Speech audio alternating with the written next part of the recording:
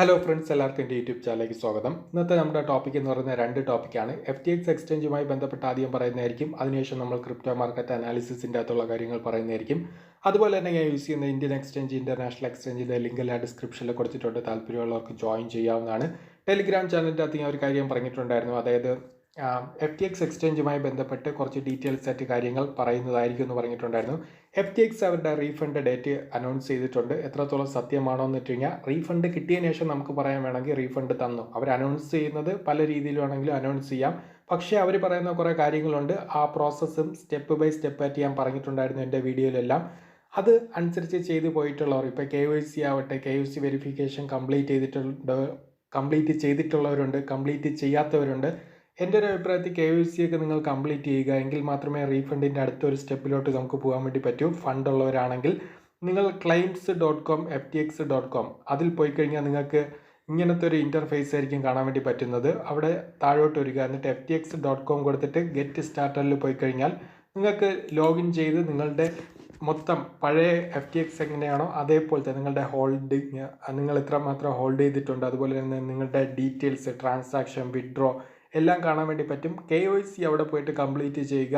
നിങ്ങൾ password മറന്നിട്ടുണ്ടെങ്കിൽ forget password കൊടുത്തിട്ട് വീണ്ടും നിങ്ങൾക്ക് പോകാവുന്നതാണ്. KYC വെരിഫിക്കേഷൻ കംപ്ലീറ്റ് ആകാൻ വേണ്ടിയിട്ട് ഒരു ട്രിക്ക് ഞാൻ പറഞ്ഞുതരാം. മുമ്പുള്ള വീഡിയോസിൽ ഞാൻ പറഞ്ഞിട്ടുണ്ടായിരുന്നു. KYC നിങ്ങൾക്ക് FTXൻ്റെ അകത്ത് കംപ്ലീറ്റ് ചെയ്യണമെങ്കിൽ നിങ്ങൾ ചെയ്യേണ്ടത് നിങ്ങളുടെ ബാങ്ക് സ്റ്റേറ്റ്മെൻറ്റ് 6 മാസത്തെ അല്ലെങ്കിൽ 3 മാസത്തെ നിങ്ങൾ അപ്ലോഡ് ചെയ്യുക.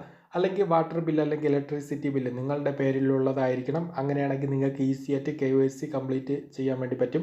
എൻ്റെ ഒരു അഭിപ്രായത്തിൽ നിങ്ങൾ ബാങ്ക് സ്റ്റേറ്റ്മെൻറ്റ് കൊടുക്കുന്നതായിരിക്കും കുറച്ചുകൂടി നല്ലത്. PDF എടുത്ത് കൊടുക്കരുത്. നിങ്ങൾ പേപ്പർ ആക്കിയിട്ട് അതിനെ ഫോട്ടോ എടുത്ത് സ്കാൻ ചെയ്യുന്നതായിരിക്കും KYC വെരിഫിക്കേഷൻ കംപ്ലീറ്റ് ആവാൻ കുറച്ചുകൂടി ഈസിയാണ്. മറ്റേതാണെങ്കിൽ ആവുമോ എന്ന് വെച്ച് കഴിഞ്ഞാൽ പലരും എൻ്റെ അടുത്ത് പറഞ്ഞിട്ടുണ്ടായിരുന്നു, ആവില്ല എന്നാണ് പറഞ്ഞത്. അതുകൊണ്ട് KYC എന്ന് പറയുന്നത് നിങ്ങൾ പേപ്പറിൽ പ്രിൻ്റ് എടുത്തിട്ട് KYC FTXൻ്റെ അകത്ത് ചെയ്യുന്നതായിരിക്കും കുറച്ചുകൂടി ഈസി. ഓക്കെ, FTX എക്സ്ചേഞ്ച് അവർ തരും എന്ന് പറഞ്ഞിട്ടുണ്ട് ജനുവരി 3-ാം തീയതി തൊട്ട്. അങ്ങനെ തരികയാണെങ്കിൽ ചരിത്രത്തിലെ ആദ്യത്തെ സംഭവമാണ്. അതുകൊണ്ട് താല്പര്യമുള്ളവർക്ക് ട്രൈ ചെയ്യാവുന്നതാണ്. ഇതിൻ്റെ ഓരോ സ്റ്റെപ്പായിട്ടുള്ള കാര്യവും ഞാൻ മുമ്പോട്ടുള്ള വീഡിയോ പറഞ്ഞിട്ടുണ്ട്. അവർ FTXൻ്റെ ഭാഗത്തു നിന്നുള്ള അനൗൺസ്മെൻറ്റ് വരുമ്പോൾ ഞാൻ വീഡിയോ കറക്റ്റായിട്ട് ഞാൻ ചെയ്തു വന്നിട്ടുണ്ട്. അതുകൊണ്ട് അത് ഫോളോ ചെയ്തിട്ടുള്ളവർക്കാണെങ്കിൽ മുന്നോട്ട് പോകാൻ പറ്റുന്നതായിരിക്കും. ഓക്കെ, ഇനി FTX ഫണ്ട് തരുന്നതുമായി ബന്ധപ്പെട്ട് മാർക്കറ്റിന് എന്തെങ്കിലും പ്രത്യേകതയുണ്ടോ അല്ലെങ്കിൽ ബന്ധമുണ്ടോ എന്ന് വെച്ച് കഴിഞ്ഞാൽ ഞാൻ ഉറപ്പായിട്ടും പറയും ബന്ധം ഉണ്ട്. എന്തുകൊണ്ടാണെന്ന് വെച്ച് കഴിഞ്ഞാൽ ജനുവരി 3 തൊട്ടാണ് അവർ റീഫണ്ട് 1 മാസത്തിനകം തരുമെന്ന് പറഞ്ഞിട്ടുള്ളത്. അതുമാത്രമല്ല, ഫണ്ടിൻ്റെ കൂടെ അവർ ഇൻട്രസ്റ്റ് ആയിട്ട് 10-13% വരെ തരാൻ സാധ്യത ഉണ്ട് എന്ന് പറയുന്നുണ്ട്, ഇല്ല എന്ന് പറയുന്നുണ്ട്. അങ്ങനെ തരികയാണെങ്കിൽ ഞാൻ പറഞ്ഞിട്ടുണ്ട് ചരിത്രത്തിൽ ആദ്യത്തെ സംഭവമാണ്. കാരണം ഒരു എക്സ്ചേഞ്ച് കൊളാപ്സായി പോയി കഴിഞ്ഞാൽ അവർ റീഫണ്ട് തരാനുള്ള സാധ്യത കൂടുതലാണ്. ഓക്കെ, കൊളാപ്സായി പോയതിൻ്റെ കാര്യമാണ് പറയുന്നത്. ഓക്കെ, അങ്ങനെ തരികയാണെങ്കിൽ ചരിത്രത്തിൽ തന്നെ സംഭവമായിരിക്കും. അതും ഹ്യൂജാണ്, എമൗണ്ട് എന്ന് പറഞ്ഞാൽ വളരെ ഹ്യൂജാണ്. അത് മൊത്തം മാർക്കറ്റിൽ വരുന്നതായിരിക്കും. ഓക്കെ, അങ്ങനെ അവർ തരികയാണെങ്കിൽ ആ എമൗണ്ട് എല്ലാം വീണ്ടും ക്രിപ്റ്റോയ്ക്കകത്ത് വരുന്നതായിരിക്കും. ഇപ്പോഴും മാർക്കറ്റ് ട്രെൻഡായിട്ട് ഹൈ എന്ന രീതിയിൽ നിൽക്കുകയാണ്. വീണ്ടും ഒരു ഹൈ എന്ന രീതിയിലോട്ട് മാർക്കറ്റ് ചേഞ്ച് ആകും. അങ്ങനെ മാർക്കറ്റിലോട്ട് ഫണ്ട് വരുന്ന ടൈം 2 കാര്യമാണ് പ്രധാനമായിട്ട്. കാരണം ഫണ്ട് വരുന്നു, കൂടുതൽ ഇൻസ്റ്റിറ്റ്യൂഷൻ ഇൻവെസ്റ്റേഴ്സും വരും. രണ്ടാമത്തെ കാര്യം എന്ന് പറയുന്നത് ക്രിപ്റ്റോയോടുള്ള ആൾക്കാരുടെ ട്രസ്റ്റ് എന്ന് പറയുന്നത് വീണ്ടും ഇൻസ്റ്റിറ്റ്യൂഷൻ ആവട്ടെ, ഇൻവെസ്റ്റേഴ്സ് ആവട്ടെ, അവരുടെ ട്രസ്റ്റും അവരുടെ ഒരു സ്ട്രോങ് ആയിട്ടുള്ള ഒരു മൈൻഡ് സെറ്റും പോസിറ്റീവായിട്ട് ചേഞ്ച് ആകും. അതനുസരിച്ച് മാർക്കറ്റിൽ വേരിയേഷൻ ഉണ്ടാകാനുള്ള സാധ്യത കൂടുതലാണ്. അങ്ങനെ വരുമോ എന്ന് കേട്ട് കഴിഞ്ഞാൽ, അങ്ങനെയുള്ള വേരിയേഷൻ വരുമോ എന്ന് കേട്ട് കഴിഞ്ഞാൽ നിങ്ങൾ ഗോൾഡിൻ്റെ പ്രൈസ് കൂടി വെച്ചിട്ട് കമ്പയർ ചെയ്യണം. എന്തുകൊണ്ടാണെന്ന് വെച്ച് കഴിഞ്ഞാൽ ഗോൾഡിൻ്റെ പ്രൈസ് ഇപ്പോഴും നിങ്ങൾക്ക് കാണാൻ വേണ്ടി പറ്റും സൈഡ് വേസ് തന്നെയാണ് നിൽക്കുന്നത്. ഗോൾഡിൻ്റെ പ്രൈസിന് ക്രാഷിലോട്ട് പോയി കഴിഞ്ഞാൽ ഉറപ്പായിട്ടും ബിറ്റ്കോയിൻ്റെ പ്രൈസും ക്രാഷിലോട്ട് വരുന്നതായിരിക്കും. അങ്ങനെ വന്നു കഴിഞ്ഞ് പിന്നെ FTXൻ്റെ ഫണ്ട് വന്നിട്ടും കാര്യമുണ്ടോ എന്ന് വെച്ച് കഴിഞ്ഞാൽ ഉറപ്പായിട്ടും പറയും അങ്ങനെ വന്നിട്ട് കാര്യമില്ല. മാർക്കറ്റ് നമ്മുടെ ഗോൾഡിൻ്റെ പ്രൈസ് ഇപ്പോൾ നിൽക്കുന്ന അതേ ഒരു ലെവലിൽ നിൽക്കണം. അതുപോലെ തന്നെ നമ്മുടെ ബിറ്റ്കോയിൻ്റെ പ്രൈസും ഈ ഒരു റേഞ്ചിൽ നിൽക്കുകയാണെങ്കിൽ, ഒരു 95,000 USDക്കകത്ത് അല്ലെങ്കിൽ 90,000 USDക്കകത്ത് നിൽക്കുകയാണ്, മാർക്കറ്റ് രണ്ടും ഹൈ എന്ന രീതിയിലോട്ട് നിൽക്കുകയാണ്, FTXൻ്റെ ഫണ്ട് വരികയാണെങ്കിൽ വീണ്ടും നമ്മുടെ ക്രിപ്റ്റോയിൽ ബിറ്റ്കോയിൻ ആവട്ടെ, ആൾട്ട് കോയിൻസിൻ്റെ പ്രൈസ് പുതിയ ഹൈ നോക്കി പോകുന്നതായിരിക്കും. നല്ല രീതിയിൽ വേരിയേഷൻ വരാൻ വേണ്ടിയിട്ടുള്ള സാധ്യത വളരെയധികം കൂടുതലാണ്. ഓക്കെ, ഇതാണ് എൻ്റെ ഒരു അനാലിസിസ് എന്ന് പറയുന്നത്. ഇനി പലർക്കുമുള്ള ഡൗട്ടാണ് ഇപ്പോഴത്തെ വന്നിട്ട് നമ്മുടെ ആൾട്ട് കോയിൻസ് ഒക്കെ ബൈ ചെയ്യാമോ എന്ന്. കഴിഞ്ഞ വീഡിയോ ഞാൻ വ്യക്തമായിട്ട് പറഞ്ഞിട്ടുണ്ട് എൻ്റെ ഒരു അഭിപ്രായം എന്താണെന്ന് വെച്ച് കഴിഞ്ഞാൽ, ചില പ്രോജക്റ്റിൽ നമുക്ക് വന്നിട്ട് വേണമെങ്കിൽ ബൈ ചെയ്യാൻ പറ്റും. പക്ഷേ മിക്ക പ്രോജക്റ്റിലും ബൈ ചെയ്യാനുള്ള ഒരു ഓപ്പർച്യൂണിറ്റി അല്ല. ഞാൻ എന്തുകൊണ്ടാണെന്ന് വെച്ച് കഴിഞ്ഞാൽ നല്ല പ്രോജക്റ്റ് എപ്പോഴും കുറച്ച് മാത്രമേ ഉണ്ടായിരിക്കൂ. അതിൽ ബെസ്റ്റ് ബൈ പ്രൈസ് റേഞ്ചിൽ നമുക്ക് എൻ്റർ ആവാൻ വേണ്ടി പറ്റണം. ഓക്കെ, അവിടെയാണ് നമ്മുടെ ഏറ്റവും വലിയ സ്കില്ലും പ്രോഫിറ്റും നമ്മുടെ മുന്നോട്ട് പോകാനുള്ള ഒരു മൈലേജ് എല്ലാം കിട്ടുന്നത്. ആ ഒരു പോർഷൻ, ആ ഒരു ബെസ്റ്റ് ടൈമാണ്. അത് യൂസ് ചെയ്തിട്ടുള്ളവർക്ക് ക്രിപ്റ്റോ പ്രോഫിറ്റ് വളരെ ഈസി ആയിട്ട് എടുക്കാം. ഇപ്പം നമുക്ക് XRP ഒക്കെ ഏകദേശം 0.30 0.40 ഒക്കെ റിപ്പീറ്റ് ചെയ്ത് പറഞ്ഞതാണ്. ഓക്കെ, നോക്കുക എത്രമാത്രം ഹൈ ആയിട്ടുണ്ട്. ഈ 2.22 USD റേഞ്ചാണ് ഇപ്പോൾ XRP നിൽക്കുന്നത്. ഈ ഒരു പോർഷനിൽ വന്നിട്ട്, ഈ ഒരു പ്രൈസ് റേഞ്ചിൽ വന്നിട്ട് ബൈ ചെയ്യുകയാണെങ്കിൽ എന്തെങ്കിലും നെഗറ്റീവ് ന്യൂസ് വരികയാണെങ്കിൽ, ഇപ്പോൾ ഗോൾഡിൻ്റെ പ്രൈസൊക്കെ ഡൗണിലോട്ട് പോവുകയാണെങ്കിൽ മാർക്കറ്റ് മൊത്തത്തിൽ ഡൗണിലോട്ട് വരുന്നതായിരിക്കും. അതാണ് ഇവിടുത്തെ റിസ്ക്. പക്ഷേ നിങ്ങൾക്ക് ചില പ്രോജക്റ്റൊക്കെ എൻ്റർ ആവാൻ വേണ്ടി പറ്റി. ഇപ്പോൾ ഷിബയൊക്കെ ഞാൻ പറയും താല്പര്യമുള്ളവർക്ക് എൻ്റർ ആവാൻ. 2000 ഒക്കെ ഉള്ളൂ. ഏകദേശം വീണ്ടും 1200 1000 ഒക്കെ വരുമ്പോൾ നിങ്ങൾ വീണ്ടും വന്നിട്ട് 1 കോടി ക്വാണ്ടിറ്റി എങ്കിലും ബൈ ചെയ്ത് ഹോൾഡ് ചെയ്ത് വെക്കാൻ വേണ്ടി ഷിബയൊക്കെ ഇതുവരെ ബൈ ചെയ്തിട്ടില്ലാത്തവരാണ് നിങ്ങൾ ബിഗിനേഴ്സ് ആണെങ്കിൽ നിങ്ങൾക്ക് ബൈ ചെയ്യാനുള്ള ഓപ്പർച്യൂണിറ്റി ഷിബയ്ക്കകത്തുണ്ട്. എല്ലാ പ്രോജക്റ്റിൻ്റെ അകത്തും ഉണ്ടെന്ന് ഞാൻ പറയില്ല, ചില പ്രോജക്റ്റിൻ്റെ അകത്തുണ്ട്. താല്പര്യമുള്ളവർക്ക് ട്രൈ ചെയ്യാവുന്നതാണ്. നമ്മുടെ കോയിൻ EX എന്ന് പറയുന്നത് ആദ്യം നമുക്ക് പ്രോഫിറ്റ് വന്ന പ്രോജക്റ്റാണ്.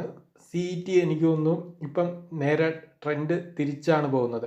മറ്റുള്ള എല്ലാ പ്രോജക്റ്റ് ആൾട്ട് കോയിൻസ് ഡൗൺ എന്ന രീതിയിൽ പോകുമ്പം നമ്മുടെ CETയുടെ പ്രൈസ് നിങ്ങൾക്ക് കാണാൻ വേണ്ടി പറ്റും. 0.090 0.097 എന്ന രീതിയിലാണ് മാർക്കറ്റ് നിൽക്കുന്നത്. താല്പര്യമുള്ളവർക്ക് CET ഒക്കെ ലോങ് ടൈം വേണമെങ്കിൽ ഹോൾഡ് ചെയ്യാം. ഞാൻ പറഞ്ഞിട്ടുണ്ട് 0.30 0.50 നിങ്ങൾക്ക് CET സെല് ചെയ്യാൻ വേണ്ടി പറ്റുന്നതായിരിക്കും. അത് ഞാൻ പറഞ്ഞ പ്രൈസ് റേഞ്ച് നിങ്ങൾക്ക് ഇവിടെ കാണാൻ വേണ്ടി പറ്റി. CET ഒക്കെ വളരെ സ്ലോ ആയിട്ടാണ് നമുക്ക് പ്രോഫിറ്റ് വന്നത്.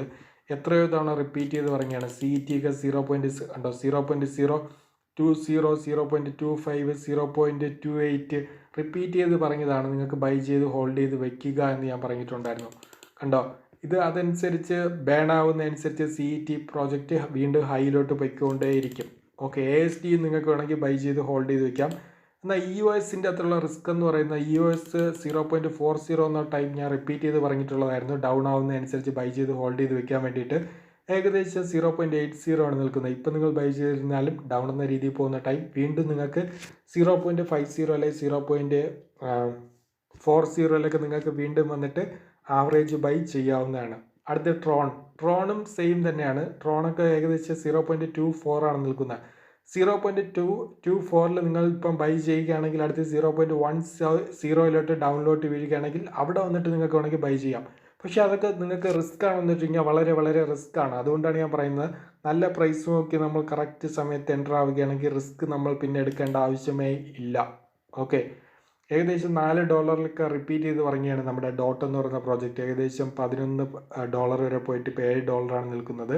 ഏകദേശം $7 ഇപ്പം നിങ്ങളൊരു ബിഗിനർ ആണെങ്കിൽ നിങ്ങൾക്ക് ബൈ ചെയ്യാമോ എന്ന് വെച്ച് കഴിഞ്ഞാൽ നിങ്ങൾക്ക് ബൈ ചെയ്യാം. വലിയ റിസ്ക് ഉണ്ടോ എന്ന് വെച്ച് കഴിഞ്ഞാൽ ഡോട്ട് പോലത്തുള്ള ഒരു പ്രോജക്റ്റിലില്ല. താല്പര്യമുള്ളവർക്ക് ട്രൈ ചെയ്യാവുന്നതാണ്.